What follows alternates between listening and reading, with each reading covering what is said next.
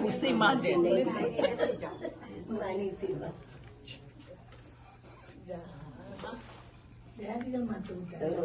Hello, કેમ છો બધા? મજામાં. બધાને જય શ્રી કૃષ્ણ. જય શ્રી કૃષ્ણ. આ મારા બા છે, મારું નામ પ્રતીક છે. મારે પરદેશ જવાનું થયું છે એટલે હું મારા બાને અહીંયા મૂકવા આવ્યો છું. તમે બધા મારું બાનું ધ્યાન રાખજો. ઓકે, મારે જવાનો ટાઈમ થયો છે, હું નીકળું છું. જય શ્રી કૃષ્ણ. જય શ્રી કૃષ્ણ.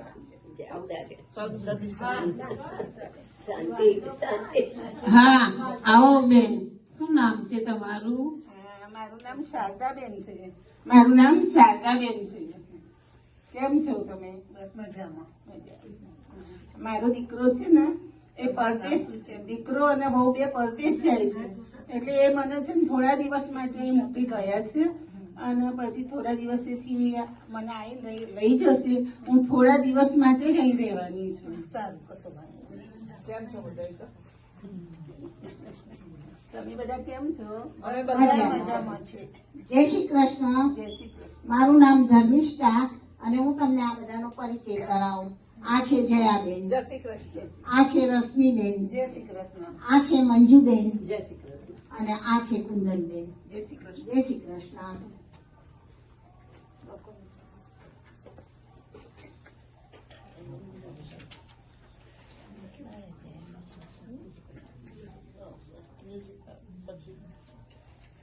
મ્યુઝિક ના કરે?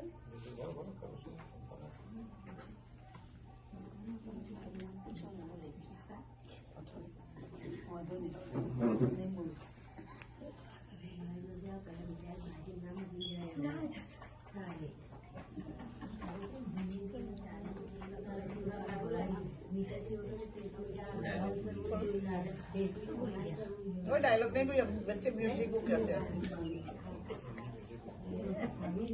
डायलॉग कोई नहीं बोलेगी.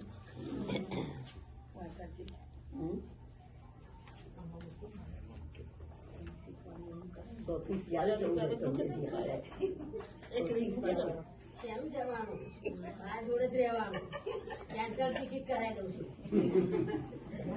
આ બધું સંભળાશે અંદર એના કરા બોલશો ને. શોધતા નથી, મ્યુઝિક છે.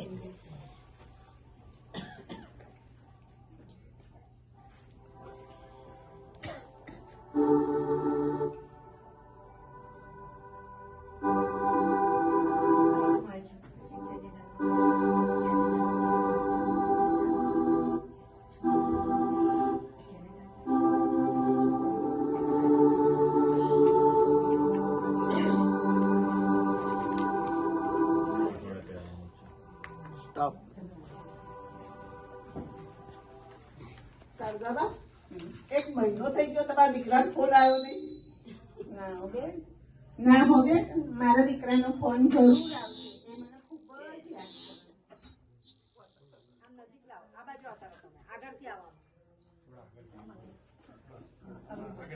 હા, ના હવે મારો દીકરો મને ખૂબ જ યાદ કરે છે. એક બે દિવસમાં એનો ફોન જરૂર આવશે.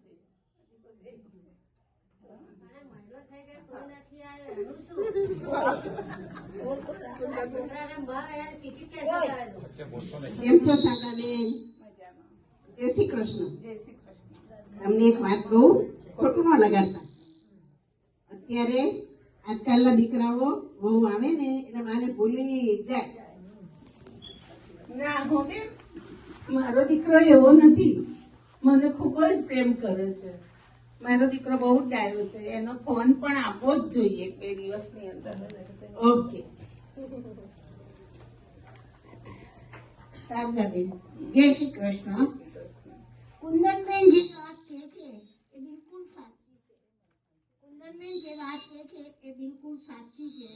કારણ કે આજકાલના કુંદનબેન જે વાત કહે છે એના અવાજ ત્યાંથી આવે છે. હું મોડે એમને બોલી દઉં.